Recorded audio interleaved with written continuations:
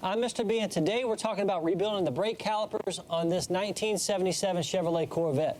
So we don't normally rebuild brake calipers, but on this one, the rebuild kits were readily accessible, and the calipers were very expensive to replace. So these calipers were around $150, $200 to get locally per caliper, and all four of these calipers need to be replaced. This car had been sitting up for a very long time. We're also replacing the master cylinder as well in this car, but that's a different video. So I just want to take y'all real quick and show y'all how we rebuild these two-piece calipers, okay? A lot of Corvettes had these. I think 1965 through 1982 on the Chevrolet Corvette had those. And the rebuild kits are about $60, and they do the front and the back. So it's very inexpensive to rebuild these versus replacing them at $800 for the set. So if your calipers are good, and I'll show you how you can tell if they're rebuildable or not. And I've already done these up front. I'm going to show you how to do the back ones. It's basically the same, just the rear calipers, of course, have smaller pistons in them. Also, this might be your first video with me, but I'm Mr. B, and if you can like this video, if it's teaching you anything, and subscribe to my channel, that will be great.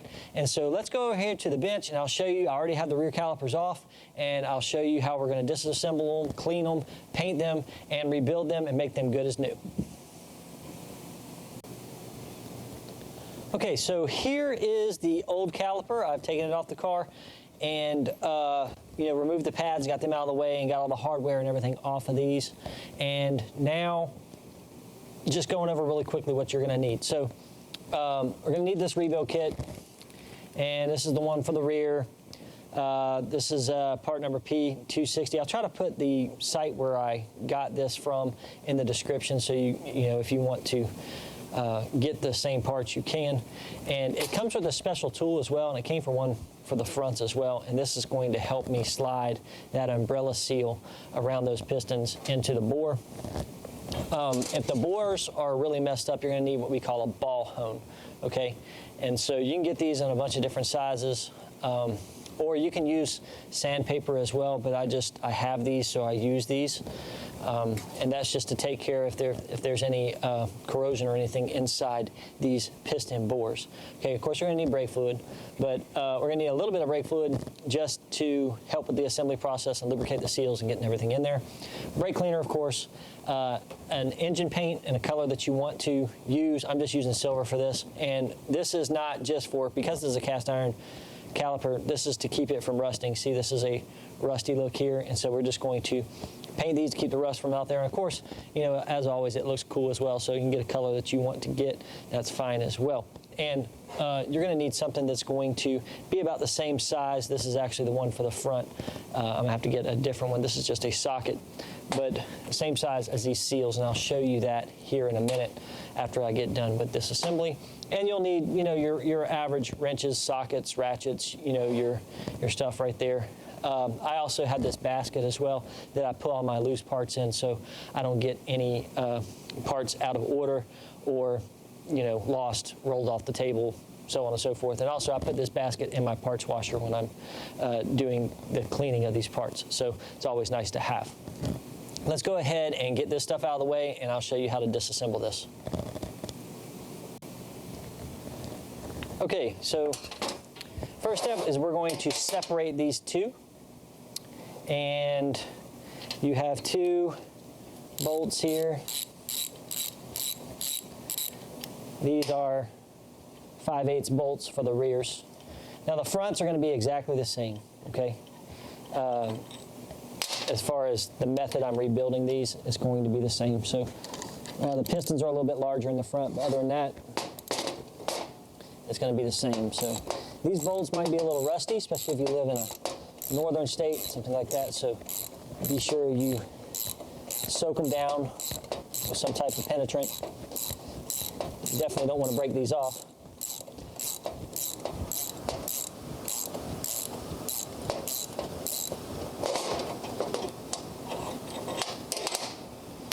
All right, once we separate these,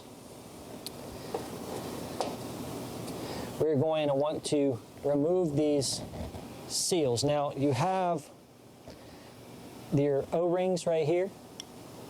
We're going to go ahead and remove that O-ring right there.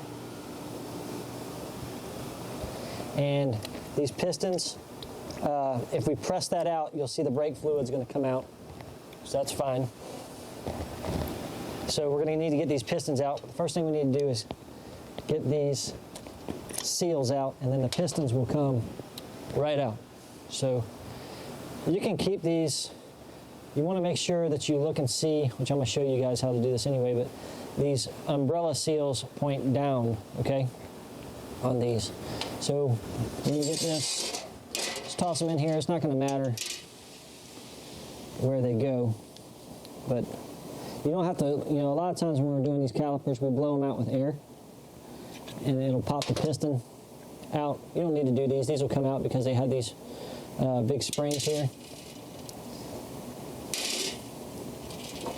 And the other side, and it's real easy. There's nothing, you will get brake fluid everywhere, so be careful not to do this near any painted surfaces.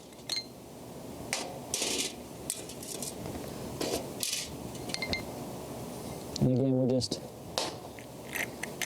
popping this loose, taking the seal out.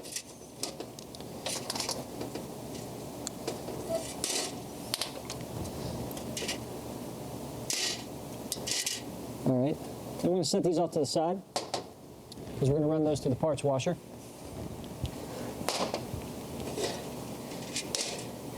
And see, these umbrella seals will point downward. These are where the springs fit in, right here. So we're going to take these off here. And those will be included in the kit. If you get aggravated with it, you can just use a razor blade and cut them right off.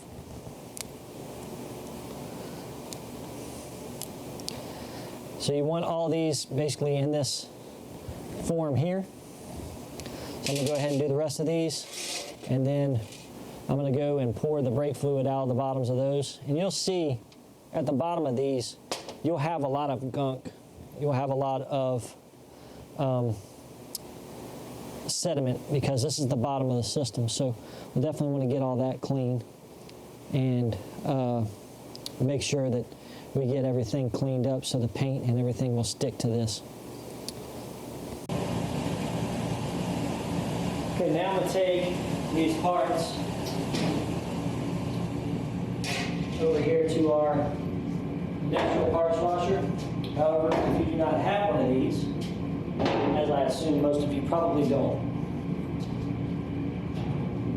you can take this to your pressure washer. You can pressure wash these. You can clean these with brake cleaner. You can clean these with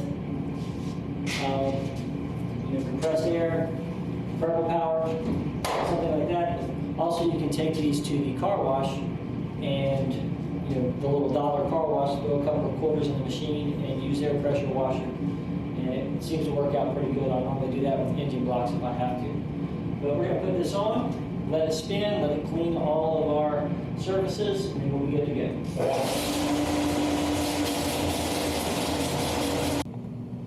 Okay, we got the calipers out of the bath. Now we need to look and see, now we've got all the gunk and everything out of the bottom, we need to look and see if these are even rebuildable. Sometimes you're going to get a caliper that's not rebuildable.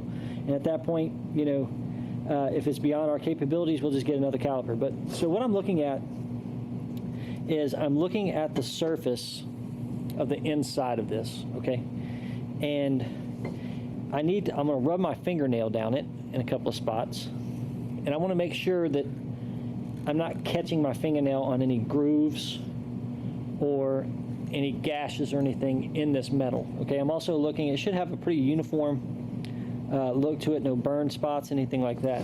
So depending on how much moisture is in your brake fluid, which I recommend flushing out every 2 years or 20,000 miles, then you can see this is a pretty good one right here. So no issues with this. We're going to go ahead and just run a bore hone on this. So I'm going to check the other side as well. And if either side is bad, then we just go ahead and get us another caliper. Okay. So again, just checking, making sure there's no grooves. If there's anything too crazy, then it's curtains for these. So let's go ahead and I'll show you how to do the bore hone on these. Okay, so if there's any imperfections, we can clear up those small imperfections with what we call a flex hone. So this is a flex hone. You can get these, special order these from, I think we got these from Granger here, and we got the whole set, so it covered a lot of different diameters. But you need to find the correct diameter, which I have here in my drill, okay? So if you don't have access to this stuff, which probably most of y'all don't, you can also use emery cloth or sandpaper or even some steel wool in here, and you just want to go in here and get all of the bad finish and everything off, shine it up, make it look good before we go and put our new pistons, seals and everything in there. So when running a ball hone, it's just like when we're doing engines, we need a little bit of lubrication. So I use transmission fluid when I use my ball hone, and just get a little cap full here. Of course, when you do this, we're going to have to, and you just want to run some of that transmission fluid in there, and that's just going to keep it cool. All right, and then want to put the right ball hone size in here. It should just be a little bit of a fit on here. It should make that noise there going in, and then we'll run that in. You don't want to run it too fast. That's about all you need.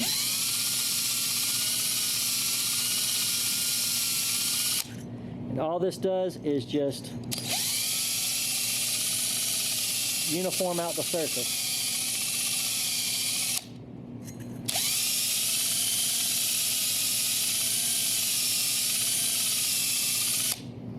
About 10 seconds is all you need. And you'll pull up and it'll have this, of course, this film on the inside from what you just created. So these go back into the parts washer after that. Even if you do the emery cloth or the sandpaper or anything like that, you want to go ahead and wash these back out because you don't want all that stuff circulating around in your brake system. So go ahead and throw these back in there, and then I'm going to show you what we're going to do next. After a second cleaning in our machine or with your pressure washer, you can now prep the surface for paint. So how I'm going to do this is I'm going to use our glass bead blaster. If you have one of those, it's a great way to get these things cleaned up and ready for paint. If not, a wire brush, some sandpaper, something like that, just to knock the rust and everything off the outside is fine. You want to make sure that you don't hit the inside cups or get any sand grit or anything inside these pieces here. So just be careful where you're spraying your sand at. And so I'm going to go ahead and do this real quick, and then we'll take it back out, hit another wash and another dry, and then we'll be ready for paint.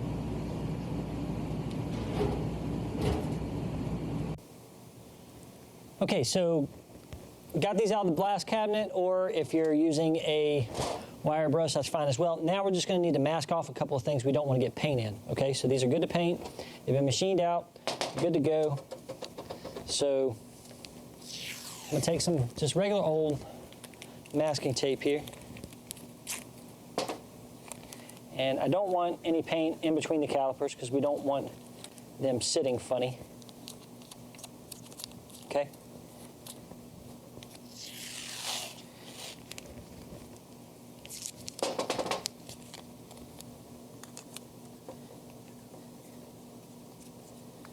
Definitely don't want to build up anything there to cause any issues with the hydraulics. And I'm also wanting to, you can get some paper towels here, ball these paper towels up, and you're going to put them in the bore, just like that.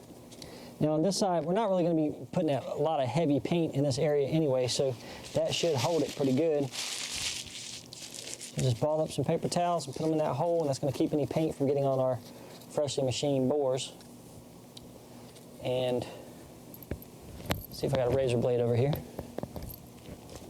I do.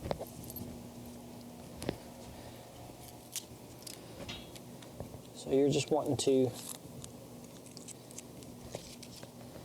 mask everything off. Again, a little bit of time is all this takes, and it really leads to a professional look and an attention to detail, especially if you got a show car, guys. This is this may put you over the top. So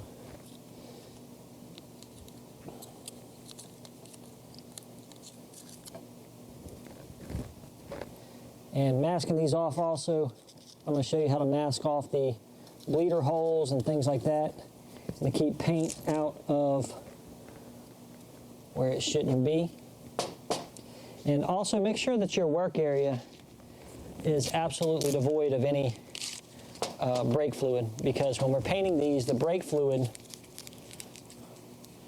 will strip the paint right off of it. You know, brake fluid on paint is not a good idea. So I'm taking these and I'm making little darts out of this masking tape, and I'm putting in the hole just to make sure that no paint gets, let's see here, no paint gets in that hole. And I want to take, if there's any threaded areas, I want to put tape down here. That way nothing gets in the threaded area as well. I have to get a better one there to do that. You also want to take your bleeders out. I forgot to mention that earlier, and I forgot to do that earlier, but go ahead and take your bleeders out. Definitely don't want your bleeders to get paint on them. I'll be able to use that for there. And we're just trying to keep paint out of the holes. That's all. And after you get done doing both sides of that, then we will spray. Then we're going to let them sit, dry up before we do anything else. So after I got these two painted, I'm going to show you how to apply the paint. Okay, so got everything masked up. Also got my protective mat for my table down, which honestly I'm protecting the calipers from the table, not the table from the calipers at this point. I don't care if I get paint on the table. So I'm just going to take my, this is a duplicolor engine enamel with ceramic particles here. Stands heat up to 500 degrees, which if we have 500 degree brakes, we're going to have a lot more problems than heat damage. So just keep that in mind. So what I'm going to do is I'm just going to give this a light coat.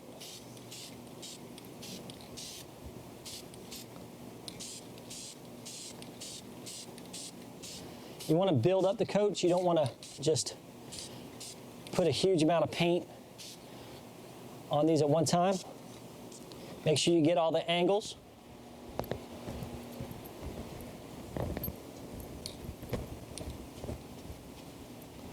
So to walk around the other side here.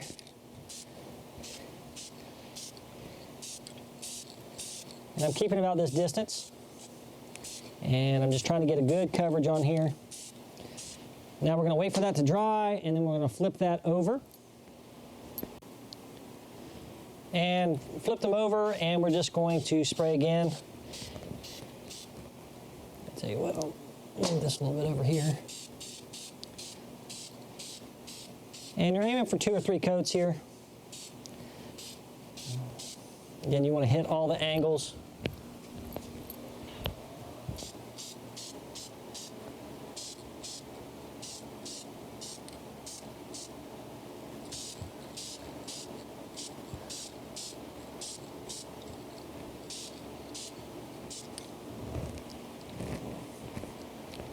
When this is put together, it's going to look pretty good, but more importantly, it's going to keep the rust off of it.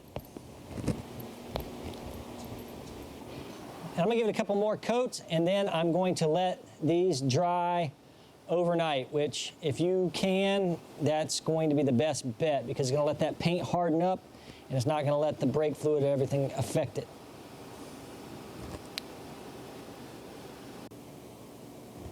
Okay, so here are our pistons. I went ahead and cleaned those up. Just hit them with a wire brush. They're soft aluminum, so you don't want to get too crazy with it. Maybe a little emery cloth or something just to get the dirt from the brake pad and everything off of.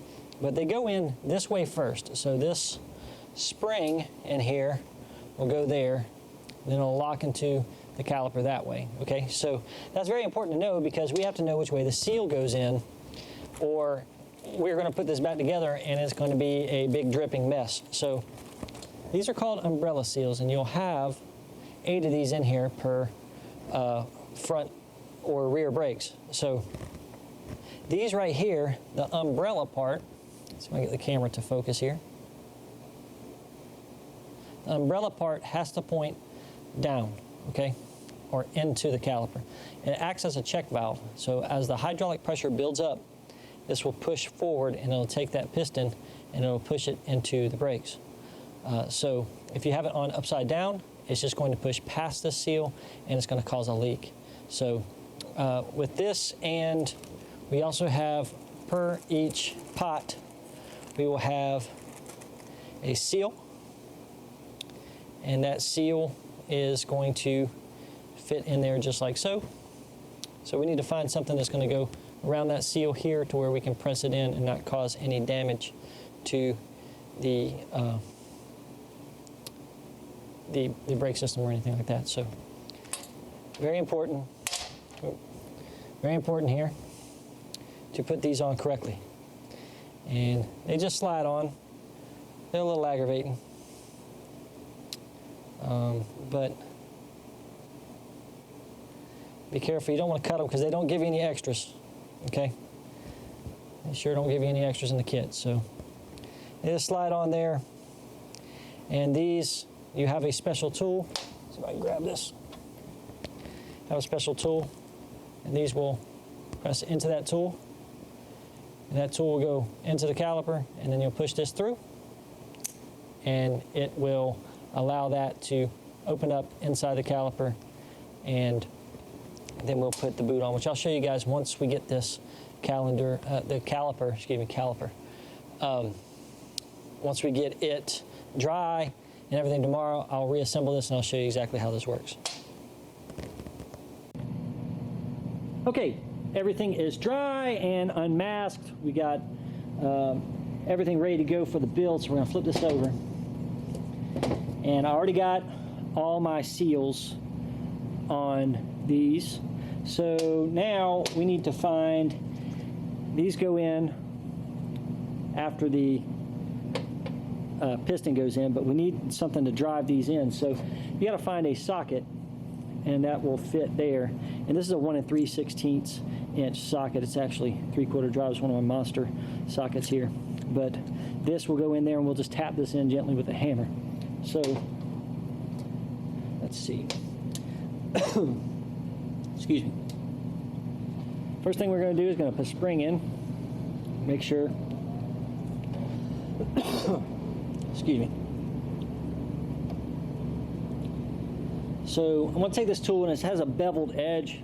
Beveled edge I want to point towards the caliper. And we're going to put this in and very easily slide this in, and that's going to keep the umbrella seal compressed. Okay? I'm going to put this down here, and then I'm going to gently press this, and you'll feel it when it goes in there. Didn't quite get in there. Sometimes it takes a couple times.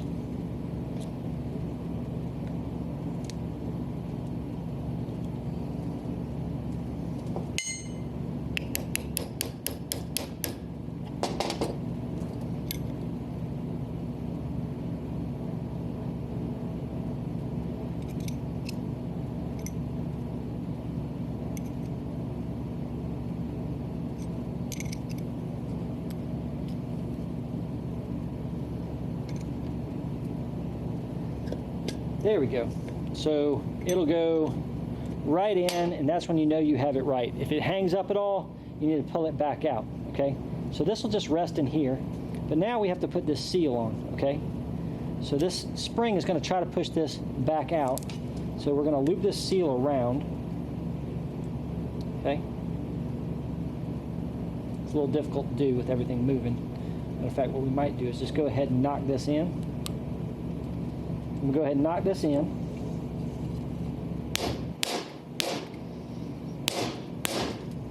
Okay. Once that's in the bore, then we can easily just move this around there. Now, if you're having problems with these, you can lubricate these with brake fluid. However, they normally go in pretty easy. So that's why I told you I need some brake fluid. So I'm going to make sure that these move fairly easily. And then we'll go on to the next one. Next, we're going to assemble the two halves. So we're going to need another piece of the puzzle here. There are two little O-rings in this bag.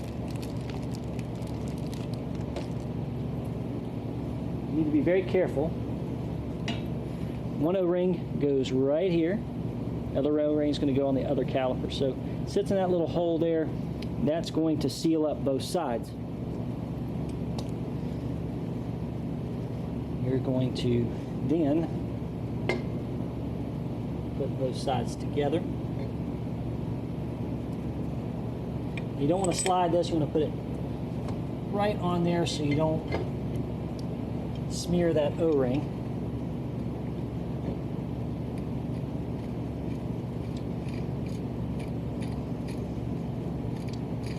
These should just go in finger tight.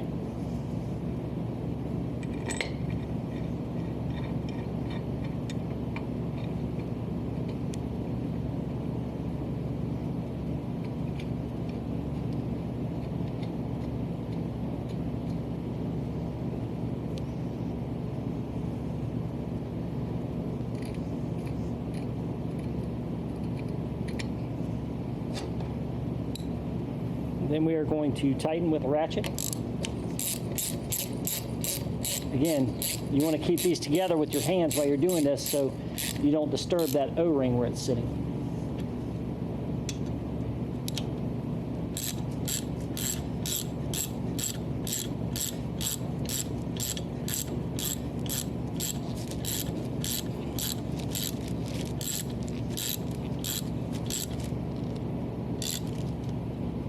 And these go together pretty tightly.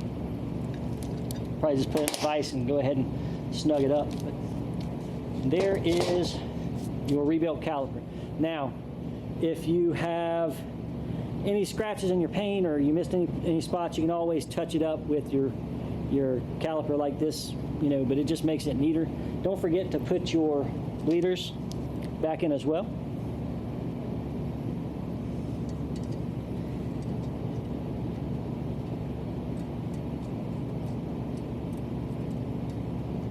And now all we have to do is reinstall the caliper and we'll be set.